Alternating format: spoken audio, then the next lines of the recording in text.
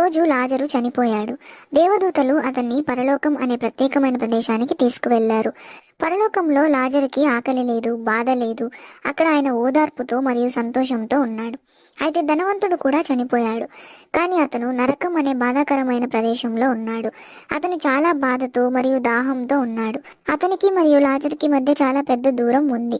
అతను లాజరు ఉన్న ప్రదేశానికి చేరుకోలేడు. కనుక ధనవంతుడు, తండ్రివైన అబ్రహామా, నన్ను కరుణించి లాజరును తన వేలి కొనను నీటిలో ముంచి నా నాలుకను తడుపుటకు పంపించు, నేను ఈ అగ్నిలో వేదన పడుచున్నాను అని అన్నాడు. కానీ తండ్రి అయిన అబ్రహాము ఈ విధంగా చెప్పాడు, నీవు నీ జీవితంలో మంచి విషయాలను చూశావు, కానీ లాజరు ఎప్పుడు బాధనే చూశాడు. కానీ ఇప్పుడు లాజరు ఇక్కడ ఓదార్పును పొందుచున్నాడు, నీవు వేదన పొందుచున్నావు. అదియూ కాకుండా మాకును మీకును మధ్య పెద్ద అగాధం ఉంది కనుక ఇక్కడి వారు అక్కడికి, అక్కడి వారు ఇక్కడికి రాలేరు అని అన్నాడు. అందుకు ధనవంతుడు,